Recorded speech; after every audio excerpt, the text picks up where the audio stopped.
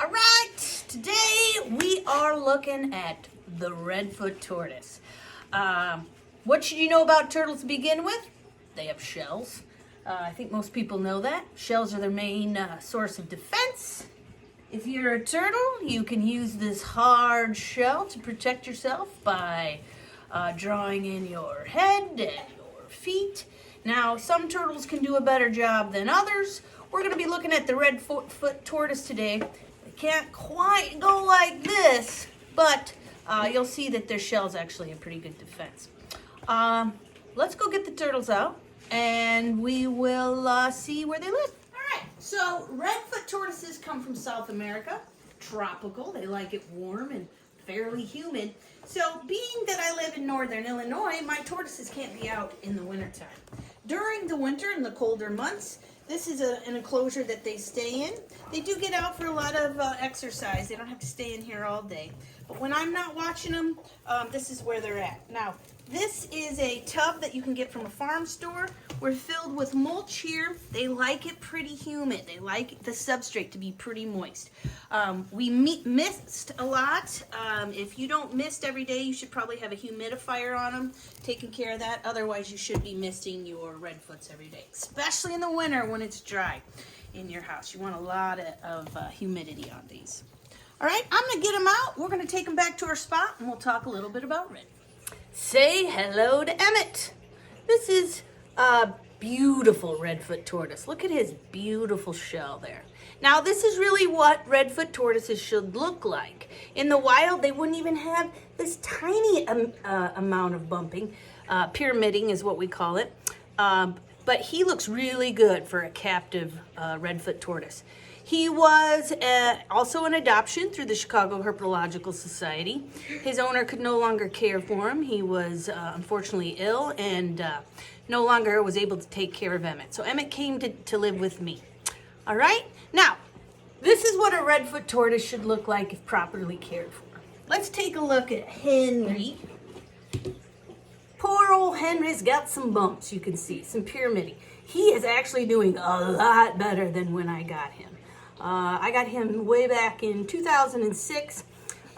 His pyramiding, his shell was so messed up, he had to drag his back legs when he walked. Now, he doesn't have a whole lot of mobility to this day, but it's much better than when I first got him. So, here is a redfoot I have recently adopted, and I will say the jury is still out on whether this is a redfoot or a yellowfoot. Two different types of tortoises.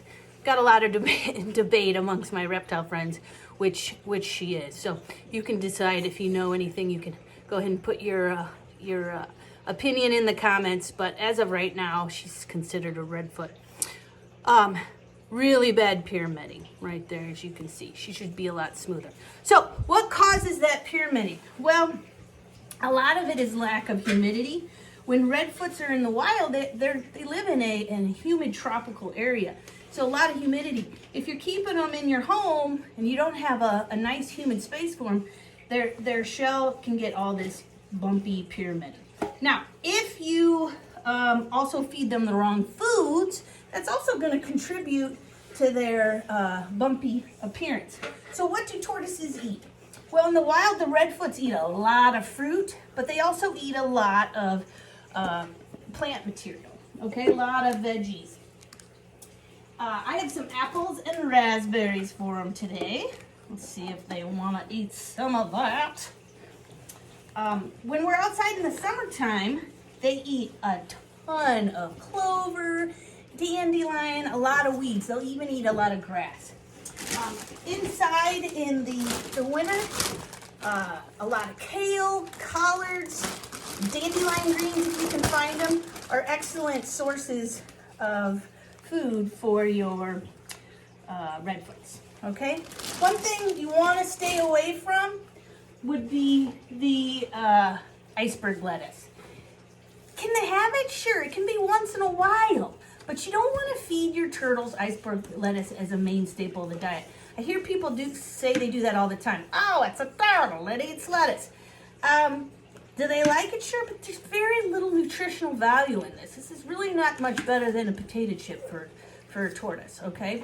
So you want to make sure that you do your research, figure out what your animal eats before you bring it home. Make sure that you're going to feed it all the proper things so that you don't have turtles with pyramiding and messed up shells, okay? One of my favorite books to look at if you're ever interested in a redfoot would be Mike Pinkleton's book. Shout out to Mike. Excellent resource. Can you get information about redfoots or any other reptile on the internet? Absolutely you can. It's better than nothing, but always go for the books first, okay? These authors are vetted, they're herpetologists, they know what they're writing about. Anybody can write something on the internet, but if you can find a good source, a good book, that's really where you want to stick with getting your information, okay? All right, what else should we talk about? Shells. Can these turtles ever leave their shells? Absolutely not. Now, I've got a redfoot tortoise shell without a turtle in it. What happened to that turtle? Well, he died. If you ever find a shell that's got no turtle in it, that turtle is no longer living, okay? A turtle can never, ever, ever leave their shell. I know we see that a lot on cartoons, but it's not possible. The vertebrae is part of the shell. You can see this is a nice little specimen here. None of us can walk around without our backbones. A turtle can either. They do have a skull like we do. They do not have teeth. They have a beak. You can see this is the mandible, the bottom part of the jaw on this skull is missing. But you can see there that the beak is sharp, and that's how they help cut up their food so they can swallow it. Okay? Redfoot's interesting little point is they do have a lot of seed dispersal in South America where they live. So they eat a lot of fruit, they can swallow some stuff that's pretty big, and then when they poop it out later, the seeds are there and they start new plants. So really important part of nature, okay? Somebody peed over here. Turtles make a lot of messes. I'm gonna tell you right now, if you keep turtles, you are going to be doing a lot of cleaning up. Turtles eat a lot, which means they poop a lot. Now, if you noticed in the enclosure, I didn't have a water bowl. Turtles like to drink, or redfoot tortoises for sure like to drink a lot of water. I prefer to keep the cage a little more clean. A lot of the turtles do like to go to the bathroom in their water source.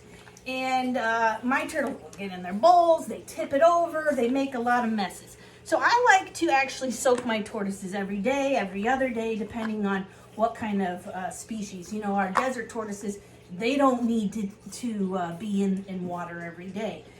But redfoots, they like a good soak. A lot of times they will go to the bathroom in it, so it's really nice and easy to clean up. You can just clean the water bowl here instead of having to clean the entire enclosure out. Okay, let's go ahead and get a close-up here of my friends. Can't get it. Still learning this. Eating the yum yum food.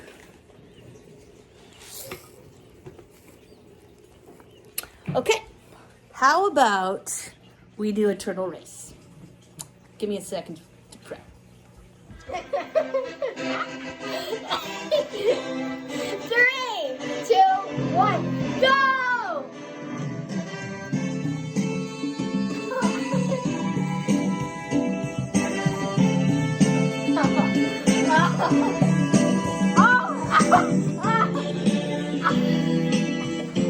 Oh, it's Oh, who was it? it's the little one. Woo! First place is going to Cherry. Good job, Cherry. First place to you. Woo! And oh my gosh. This was, I hope you guys all know, this was like impossible to do. This took so long. These videos are insane how much work they take.